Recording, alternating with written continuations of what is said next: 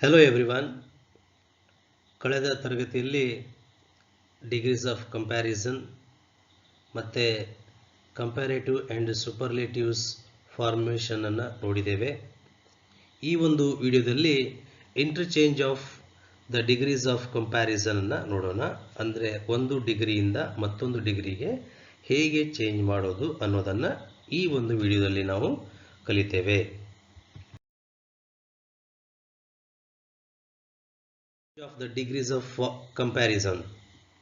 How to change the degree of comparison of an adjective in a sentence without changing the meaning of the sentence. ಇಲ್ಲಿ ಈ ಡಿಗ್ರಿಗಳ ಬದಲಾವಣೆ ಮಾತ್ರ ಆಗುತ್ತೆ ಬಿಟ್ಟರೆ, ವಾಕ್ಯಗಳ ರಚನೆ ಮಾತ್ರ ಬದಲಾಗುತ್ತೆ ಬಿಟ್ಟರೆ ಇಲ್ಲಿ ಅವುಗಳ ಅರ್ಥದಲ್ಲಿ ಯಾವುದೇ ರೀತಿಯ ಬದಲಾವಣೆ ಆಗೋದಿಲ್ಲ. ಅದಕ್ಕೆ ನಾವು interchange of the degrees of comparison ಅಂತ ಹೇಳ್ತೇವೆ. ಹಾಗೆ ಮಾಡಬೇಕಾದ್ರೆ we have to remember or keep in our mind some things. ಕೆಲವು ವಿಚಾರಗಳನ್ನು ನಮ್ಮ ಮನಸ್ಸಲ್ಲಿ ನೆನಪಿಟ್ಕೊಳ್ಬೇಕಾಗಿ ಬರುತ್ತೆ. ನಂಬರ್ 1 ನೋಡೋಣ. The superlative degree goes in ST and EST or most. ಅಂದರೆ ಸೂಪರ್ಲೇಟಿವ್ ಡಿಗ್ರಿಯಲ್ಲಿ ನಾವು ST ಅಂತ ಹೇಳಿದರೆ ಈಗ ಬಿಗ್ಗೆಸ್ಟ್ ಅಂತ ಹೇಳ್ತೇವೆ, ಸ್ಟ್ರಾಂಗೆಸ್ಟ್ ಅಂತ ಹೇಳ್ತೇವೆ. ಹಾಗೆ ST EST ಅನ್ನೋದನ್ನು ನಾವು ಪ್ರಿಪೋಸಿಷನ್ಗೆ ಆ್ಯಡ್ ಮಾಡೋದನ್ನು ಕಾಣ್ತೇವೆ. ಅಲ್ಲಿ ಲಾರ್ಜ್ ವರ್ಡ್ ಇರುವಾಗ ಅದಕ್ಕೆ ಮೋಸ್ಟ್ ಅನ್ನೋ ಪದವನ್ನು ಆ್ಯಡ್ ಮಾಡ್ತೇವೆ, ಈಗಾಗಲೇ ಕಲ್ತಿದ್ದೇವೆ. ಇನ್ನು ಸೂಪರ್ಲೇಟಿವ್ ಡಿಗ್ರಿಯಲ್ಲಿ ದ ಅನ್ನುವಂತಹ ಡೆಫಿನಿಟ್ ಆರ್ಟಿಕಲನ್ನು ಸೂಪರ್ಲೇಟಿವ್ ಡಿಗ್ರಿಗಿಂತ ಆ ಅಡ್ಜೆಕ್ಟಿವ್ನ ಮೊದಲು ಕಂಪಲ್ಸರಿಯಾಗಿ ಬಳಸಬೇಕು. ಈ ವಿಷಯಗಳು ನಮ್ಮ ಮನಸ್ಸಲ್ಲಿ ಇರಬೇಕು.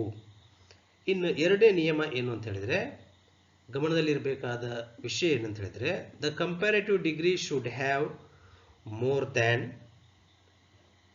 Year or than. ಅಂದರೆ ಸೊ ಲಾರ್ಜರ್ ವರ್ಡ್ ಇದ್ದಾಗ ಅಲ್ಲಿ more than, more beautiful than ಅಂತ ಬಳಕೆ ಆಗಬೇಕು. ಅಥವಾ ಈಗ ಸ್ಟ್ರಾಂಗರ್ ದ್ಯಾನ್ ಅಂತ ಬಳಕೆ ಆಗಬೇಕು. ಅದನ್ನು ಕೂಡ ನಾವು ಕಲ್ತಿದ್ದೇವೆ. And should be followed by any other or most other ಅಂತ ಇದೆ. ಸೊ ಎನಿ ಅದರ್ ಮತ್ತು ಮೋಸ್ಟ್ ಅದರ್ ಅನ್ನೋದನ್ನು ನಾವು ಸೂಪರ್ಲೇಟಿವ್ ಡಿಗ್ರಿಯಲ್ಲಿ ಇರುವಂತಹ ಒಂದು ಎಕ್ಸಾಂಪಲನ್ನು ಕಂಪ್ಯಾರೇಟಿವ್ಗೆ ಮಾಡುವಾಗ ಇವುಗಳನ್ನು ನಾವು ಬಳಸ್ತೇವೆ. ಉದಾಹರಣೆಯನ್ನು ನೋಡಿದಾಗ ನಿಮಗೆ ತುಂಬ ಸುಲಭವಾಗಿ ಅರ್ಥ ಆಗುತ್ತೆ. Nothing to worry. ಇನ್ನು ಮೂರನೇ ಸೂಚನೆಯನ್ನು ನೋಡೋಣ. An unrestricted comparative degree should have any other ಅಂತ ಇದೆ. ಅನ್ರಿಸ್ಟ್ರಿಕ್ಟೆಡ್ ಅಂತ ಹೇಳಿದರೆ ಈಗ John is the tallest boy in the school ಅಂದಾಗ ಇಡೀ ಶಾಲೆಯಲ್ಲಿ ಅತ್ಯಂತ ಎತ್ತರವಾದವನು ಜಾನ್. ಅಂದರೆ ಇಲ್ಲಿ ಯಾವುದೇ ರೆಸ್ಟ್ರಿಕ್ಷನ್ಸ್ ಇಲ್ಲ, ಯಾವುದೇ ಲಿಮಿಟೇಷನ್ ಇಲ್ಲ.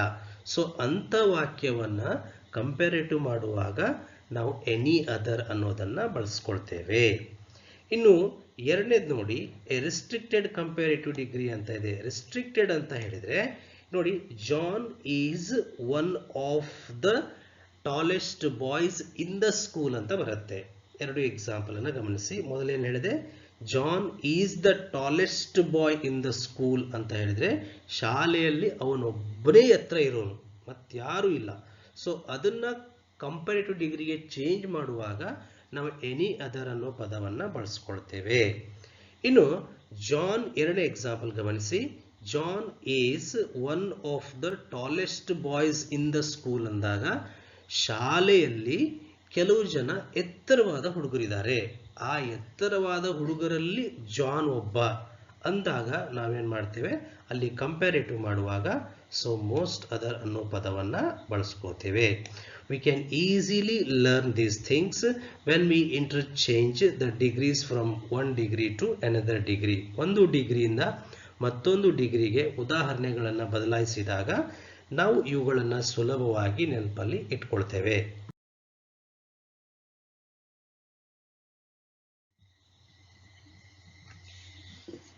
ನೆಕ್ಸ್ಟ್ ಇಲ್ಲಿ an unrestricted comparative degree should have any other.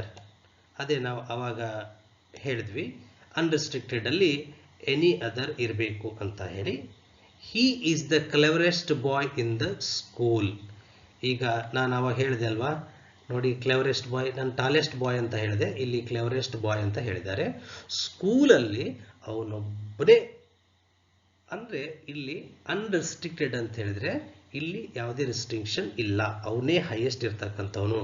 ಇನ್ನು ಎರಡೇದು ನೋಡಿ, ರೆಸ್ಟ್ರಿಕ್ಟೆಡ್ ಕಂಪ್ಯಾರಿಟಿವ್ ಡಿಗ್ರಿ ಅಂತ ಹೇಳಿದ್ರೆ ಇಲ್ಲಿ ಮೋಸ್ಟ್ ಅದರ್ ನಾವು ಬಳಸ್ತೇವೆ. ಅದು ನಿಮಗೆ ಎಕ್ಸಾಂಪಲ್ ಬಿಡಿಸುವಾಗ ಈಸಿಯಾಗಿ ಗೊತ್ತಾಗುತ್ತೆ. ಇಲ್ಲಿ ನೋಡಿ, he is one of the ಕ್ಲೆವರೆಸ್ಟ್ boys, ಅಂದರೆ ಜಾನ ಹುಡುಗರಲ್ಲಿ ಅವನೊಬ್ಬ ಅಂದಾಗ ಆ ಜಾನ ಹುಡುಗರಿಗೆ ಮಾತ್ರ ಅವನು ರೆಸ್ಟ್ರಿಕ್ಷನ್ ಆಗಿರ್ತಾನೆ. ಅಂತ ಕೇಸಲ್ಲಿ ನಾವೇನು ಮಾಡ್ತೇವೆ, ಮೋಸ್ಟ್ ಅದರನ್ನು ಕಂಪ್ಯಾರೇಟಿವ್ ಅಲ್ಲಿ ಬಳಸ್ತೇವೆ. ಇನ್ನು note 4, an unrestricted positive degree have no other and the sentence should begin with no other. Unrestricted ಅಂತ ಹೇಳಿದ್ರೆ ಈಗ John is the tallest boy ಅಂತ, ಅಲ್ಲಿ ನೋಡಿ he is the cleverest boy in the class ಅಂತ ನಾನು ಹೇಳಿದೆ ಅಲ್ವಾ. ಸೊ ಆ ತರಹದ ಉದಾಹರಣೆ ಇದ್ದಾಗ ಅದನ್ನ ಪಾಸಿಟಿವ್ ಡಿಗ್ರಿ ಮಾಡುವಾಗ ನಾವು ಅಲ್ಲಿ ನೋ ಅದರ್ ಅನ್ನೋ ಪದವನ್ನು ಬಳಸ್ತೇವೆ. ವಾಕ್ಯ ನೋ ಅದರ್ ಅನ್ನೋದ್ರಿಂದಾನೇ ಪ್ರಾರಂಭ ಆಗಬೇಕು. ಎಕ್ಸಾಂಪಲ್ ಇಲ್ಲಿ ಕೊಟ್ಟಿದ್ದಾರೆ ನೋಡಿ, ಮೇಲಿನ ಎರಡು ಉದಾಹರಣೆಗಳನ್ನು ಬದಲಿಸಿ ಕೊಟ್ಟಿದ್ದಾರೆ. No other boy in the class is as clever as he is.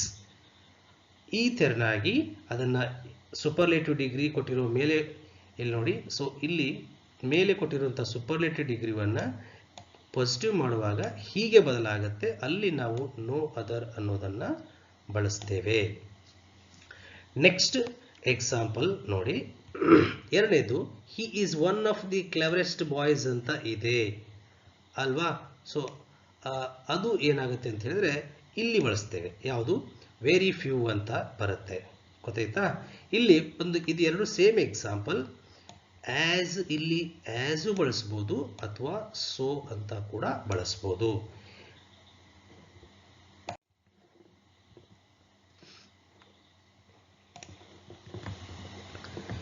ಇಲ್ಲಿ ಆಸ್ ಅಥವಾ ಸೋ ಕೂಡ ಬಳಸ್ಬೋದು. ಇನ್ನು ರೆಸ್ಟ್ರಿಕ್ಟೆಡ್ ಸೂಪರ್ಲೇಟಿವ್ ಡಿಗ್ರಿ ಎಕ್ಸಾಂಪಲ್ ಇಲ್ಲಿದೆ ನೋಡಿ, ಏನಿದೆ, he is one of the ಕ್ಲೆವರೆಸ್ಟ್ boys ಅಂತ ಇದೆ ಅಲ್ವಾ. ಇದನ್ನ ನಾವು ಪಾಸಿಟಿವ್ ಡಿಗ್ರಿಗೆ ಚೇಂಜ್ ಮಾಡುವಾಗ ನೋಡಿ, A restricted positive degree should have very few and the sentence should begin with very few ಅಂತ ಇದೆ. ಒನ್ ಆಫ್ ದ ಕ್ಲೆವರೆಸ್ಟ್ ಅಂತ ಬಂದಾಗ, ಒನ್ ಆಫ್ ದ ಬಿಗ್ಗೆಸ್ಟ್ ಅಂತ ಬಂದಾಗ, ಒನ್ ಆಫ್ ದ ಗ್ರೇಟೆಸ್ಟ್ ಅಂತ ಬಂದಾಗ ಆ ವಾಕ್ಯವನ್ನು ನಾವು ಪಾಸಿಟಿವ್ ಡಿಗ್ರಿ ಮಾಡ್ತಾ ಇರುವಾಗ ಅಲ್ಲಿ ವಾಕ್ಯ ಏನಾಗಬೇಕು ಅಂತ ಹೇಳಿದರೆ ವೆರಿ ಫ್ಯೂ ಇಂದಾನೆ ಪ್ರಾರಂಭ ಆಗಬೇಕು. Okay, very few boys in the class are as clever as he is, ಅಥವಾ very few boys in the class are so clever as he is. ಇಲ್ಲಿ ಒಂದು ನೋಟ್ ಕೊಟ್ಟಿದ್ದಾರೆ ನೋಡಿ, ಏನಂತ ಹೇಳಿದ್ರೆ, ಸೊ ಬ್ಲೂ ಕಲರ್ ಬ್ಯಾಕ್ಗ್ರೌಂಡ್ ಅಲ್ಲಿ use as or so as in the positive degree. Positive ಡಿಗ್ರಿಯಲ್ಲಿ ನಾವು ಸೋ ಆಸ್ ಅನ್ನ ಬಳಸಬಹುದು ಅಥವಾ ಆಸ್ ಅನ್ನ ಬಳಸಬಹುದು. ಈ ವಿಷಯಗಳನ್ನು ಗಮನದಲ್ಲಿಟ್ಕೊಂಡಾಗ we can easily change one degree from one degree to another degree.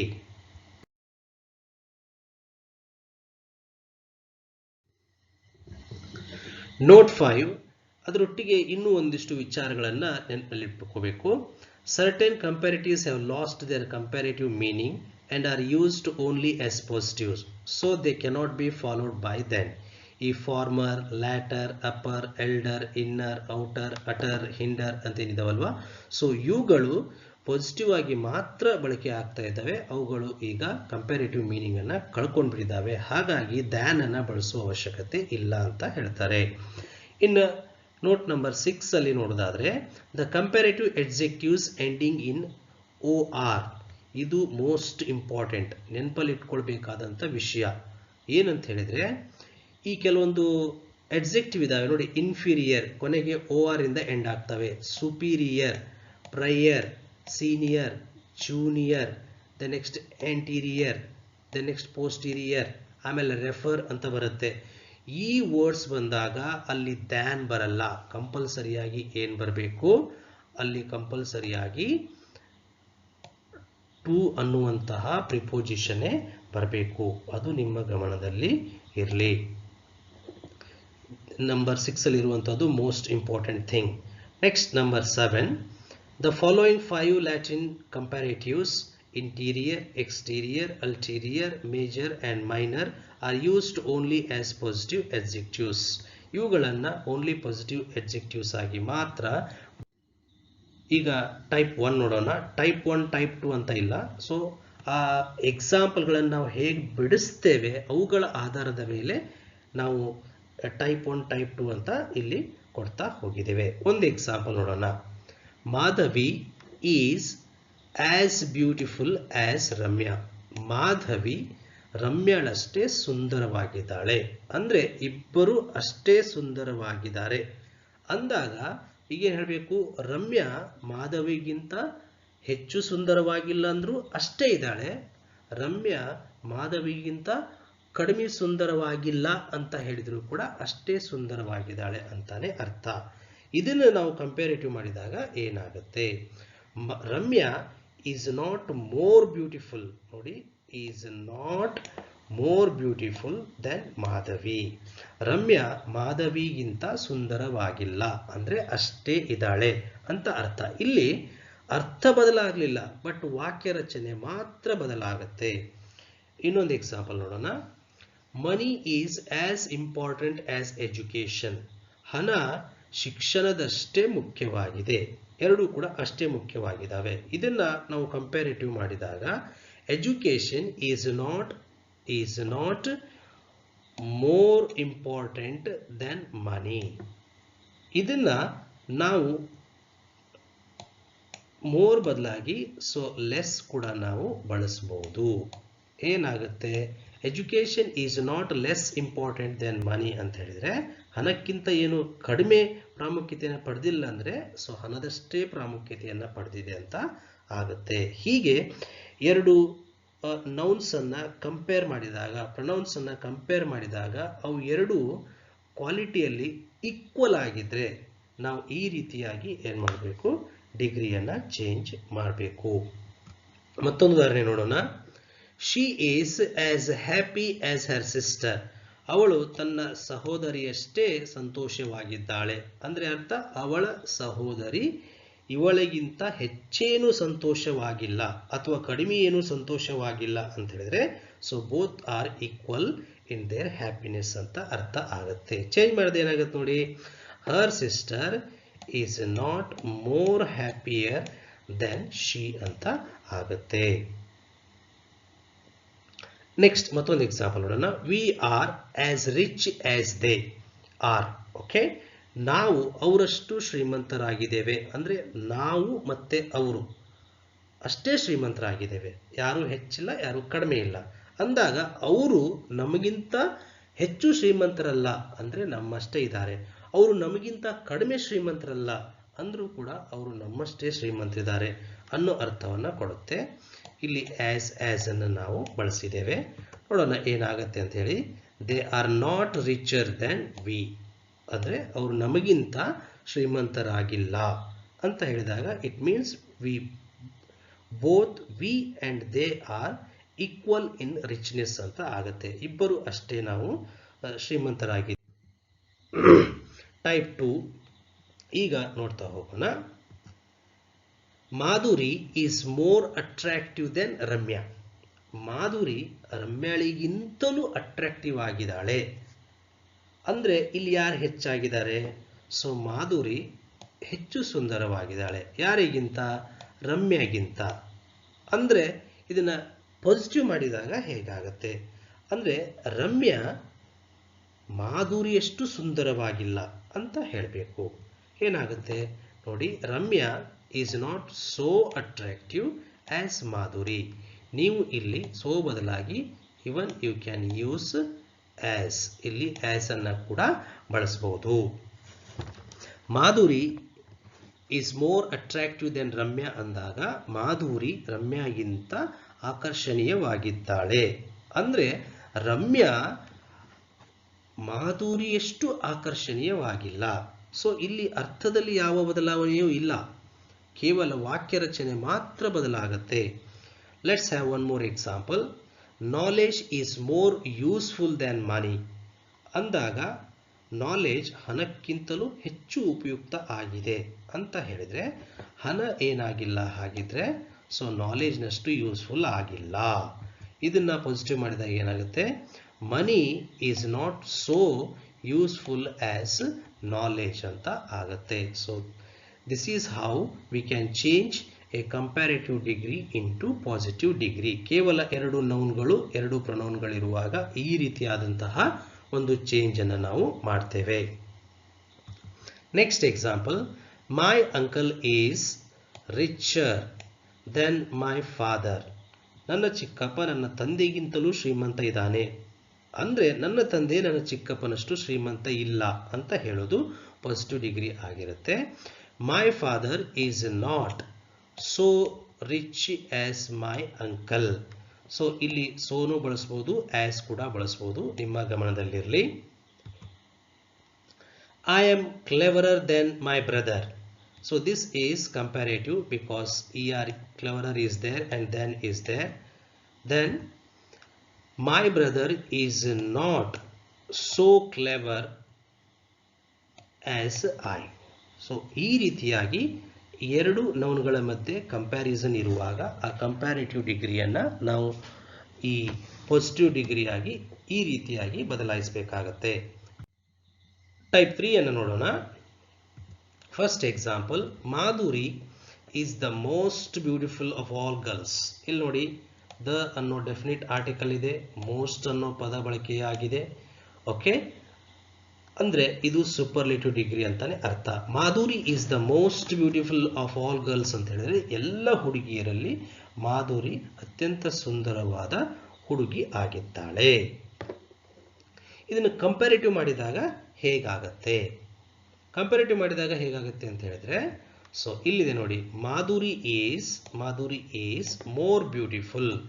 ಈಗ ಇಲ್ಲಿ ಮೋಸ್ಟ್ ಬ್ಯೂಟಿಫುಲ್ ಅಂತ ಇರುವಂತಹ ಈ ಭಾಗವನ್ನ ನಾವು ಕಂಪ್ಯಾರಿಟಿವ್ ಮಾಡಿದಾಗ ಅದು ಏನಾಗುತ್ತೆ, ಮೋರ್ ಬ್ಯೂಟಿಫುಲ್ ಅಂತ ಆಗತ್ತೆ. ಓಕೆ, ಆಮೇಲೆ ದ್ಯಾನ್ ಅನ್ನ ನಾವು ಬಳಸ್ತೇವೆ, ಸರಿನಾ?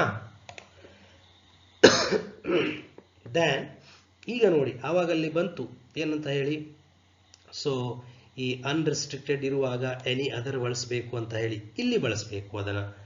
Okay, Madhuri is more beautiful than any other girl ಅಂತ ಆಗತ್ತೆ.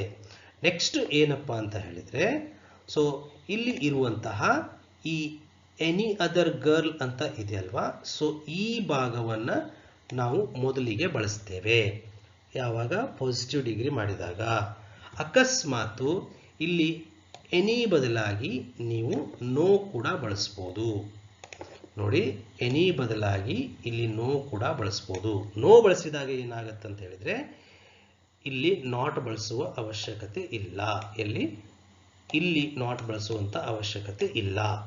No other girl is so or as beautiful as Madhavi ಅಂತ ಹೇಳಿ ಪಾಸಿಟಿವ್ ಡಿಗ್ರಿಗೆ ಬದಲಾಗುತ್ತೆ. ನೋಡೋಣ, ಈ ನೆಕ್ಸ್ಟ್ ಎಕ್ಸಾಂಪಲ್ ಅನ್ನ ನೀವು ನನ್ನ ಜೊತೆನೆ ಬಿಡಿಸ್ತೀರಿ. India is the richest of all countries. ಇದು ಸೂಪರ್ಲೇಟಿವ್ ಡಿಗ್ರಿ, ಯಾಕೆಂದ್ರೆ ದ ಇದೆ ಮತ್ತು ರಿಚೆಸ್ಟ್ ಅನ್ನುವಂತಹ ಸೂಪರ್ಲೇಟಿವ್ ಫಾರ್ಮ್ ಇದೆ, ಹಾಗಾಗಿ ಸೂಪರ್ಲೇಟಿವ್ ಡಿಗ್ರಿ ಆಗಿದೆ. ಇಂಡಿಯಾ ಅತ್ಯಂತ ಶ್ರೀಮಂತ ದೇಶ ಅಂತ ಹೇಳಿದ್ರೆ ಇಂಡಿಯಾ ಜಗತ್ತಿನಲ್ಲಿನ ಯಾವುದೇ ದೇಶಕ್ಕಿಂತ ಶ್ರೀಮಂತವಾಗಿದೆ ಅನ್ನೋದಕ್ಕೆ ಏನಾಗಬೇಕು, ಇಂಡಿಯಾ ಈಸ್ ರಿಚರ್ ಅಂತ ಆಗಬೇಕು. ನೋಡೋಣ, ಇಂಡಿಯಾ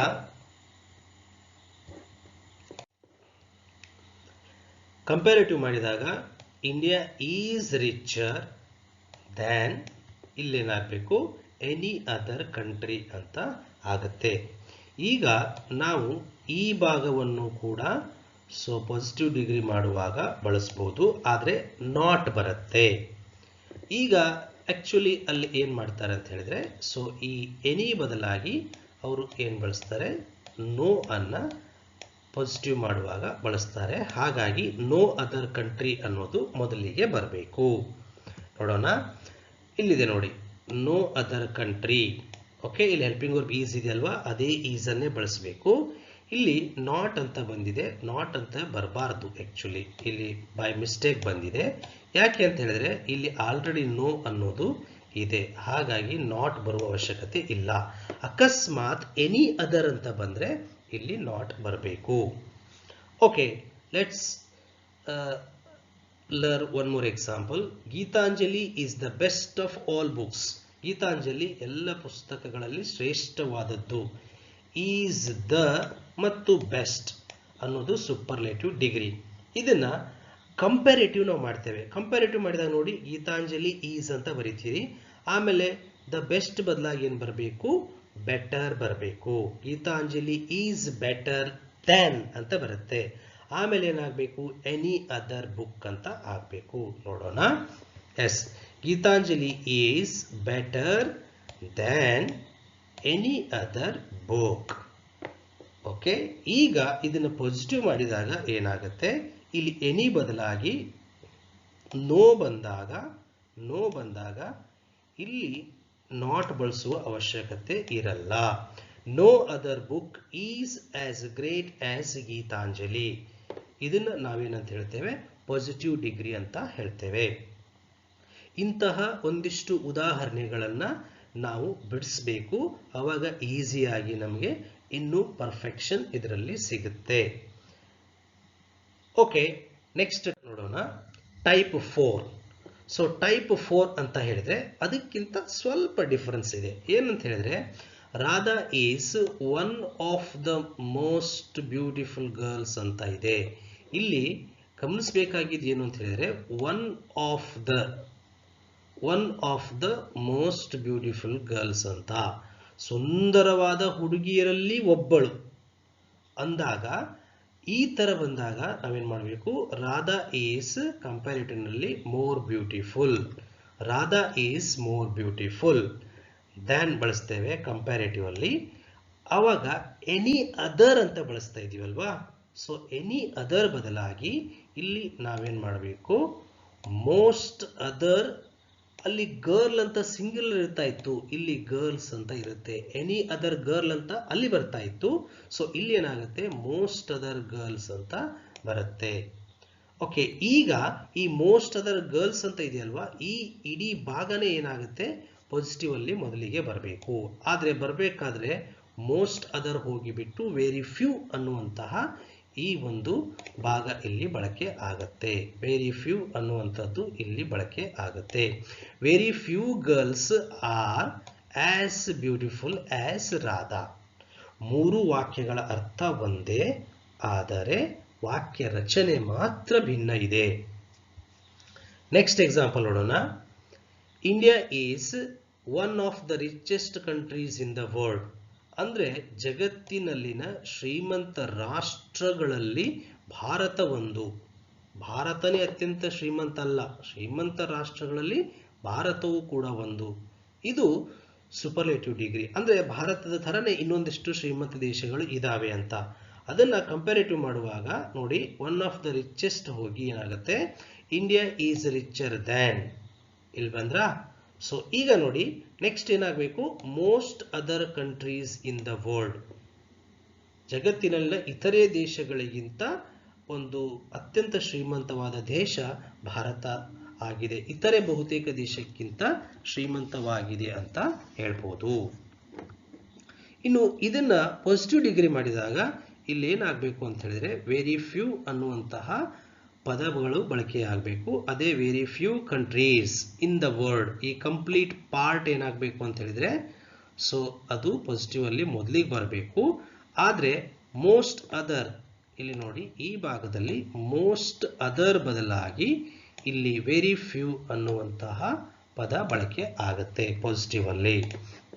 ಇನ್ನು Ashoka was one of the greatest Kings in India ಅಂತ ಇದೆ. ಇದನ್ನ ಹೇಗೆ ಚೇಂಜ್ ಮಾಡ್ತೇವೆ ಪಾಸಿಟಿವ್ ಕಂಪ್ಯಾರಿಟಿವ್ ಅಂತ ಹೇಳಿದ್ರೆ, ಅಶೋಕ ವಾಸ್ ಗ್ರೇಟರ್ ದ್ಯಾನ್ ಏನಾಗಬೇಕು? Most other kings in India ಕಂಪ್ಯಾರಿಟಿವ್ನಲ್ಲಿ. ಈಗ most other kings in India ಇದೆಯಲ್ವಾ, ಅದೇನಾಗಬೇಕು? Very few kings in India were as great as Ashoka. ಒಂದನ್ನು ನೀವು ಗಮನಿಸಬೇಕು, ಇಲ್ಲಿ ಸೂಪರ್ಲೇಟಿವ್ ಮತ್ತು ಕಂಪ್ಯಾರಿಟಿವ್ನಲ್ಲಿ ಈಸ್ ಅಂತ ಇದ್ರೆ ಅದು ಪಾಸಿಟಿವ್ನಲ್ಲಿ ಆರ್ ಅಂತ ಪ್ಲೂರಲ್ ಬಳಕೆ ಆಗುತ್ತೆ. ಫಸ್ಟ್ ಎಕ್ಸಾಂಪಲ್ ನೋಡಿ. ಇಲ್ಲಿ ನೀವು ಗಮನಿಸಬೇಕಾದ ವಿಷಯ ಏನು ಅಂತ ಹೇಳಿದ್ರೆ, ಇಲ್ಲಿ ಸೂಪರ್ಲೇಟಿವ್ ಅಲ್ಲಿ ಈಸ್ ಬಂದಿರುತ್ತೆ, ಆಮೇಲೆ ಕಂಪ್ಯಾರಿಟಿವ್ ಅಲ್ಲೂ ಕೂಡ ಈಸ್ ಆಗಿರುತ್ತೆ. ಆದರೆ ಇದನ್ನ ಪಾಸಿಟಿವ್ ಮಾಡುವಾಗ ಇಲ್ಲಿ ವೆರಿ ಫ್ಯೂ ಗರ್ಲ್ಸ್ ಅಂತ ಬಂದಿರೋದ್ರಿಂದ ಇದು ಪ್ಲೂರಲ್ ಆರ್ ಅಂತ ಆಗಿರುತ್ತೆ. ಅದೇ ರೀತಿಯಾಗಿ ಇಲ್ಲಿ ನೋಡಿ, ಇಂಡಿಯಾ ಈಸ್ ಅಂತ ಬಂದಿದೆ, ಕಂಪ್ಯಾರಿಟಿವ್ನಲ್ಲಿ ಇಂಡಿಯಾ ಈಸ್ ಅಂತ ಆಗುತ್ತೆ, ಇಂಡಿಯಾ ಸಿಂಗ್ಯುಲರ್. ಹಾಗಾಗಿ ಇಲ್ಲಿ very few countries in the world ಅಂತ ಪ್ಲೂರಲ್ ಬಂದಿರೋದ್ರಿಂದ ಇಲ್ಲಿ ಆರ್ ಆಗುತ್ತೆ, ಅದು ನಿಮ್ಮ ಗಮನದಲ್ಲಿರಲಿ. ನೆಕ್ಸ್ಟ್, ಅಶೋಕ ವಾಸ್ ಸಿಂಗ್ಯುಲರ್ ಇದೆ, ಇಲ್ಲೂ ಕೂಡ ಕಂಪ್ಯಾರಿಟಿವ್ ಅಲ್ಲಿ ಅಶೋಕ ವಾಸ್ ಸಿಂಗ್ಯುಲರ್ ಇದೆ. ಆದರೆ ವೆರಿ ಫ್ಯೂ ಕಿಂಗ್ಸ್ ಅಂತ ಬಹುವಚನ ಆದಾಗ ವಾಸ್ ಇದ್ದಿದ್ದು ಇಲ್ಲಿ ವೇರ್ ಆಗುತ್ತೆ. ಇವುಗಳು ನಿಮ್ಮ ಗಮನದಲ್ಲಿ ಖಂಡಿತ ಇರಬೇಕು. Okay, thank you for watching the video. So kindly like and share and subscribe. If you would like to comment something, you can surely comment.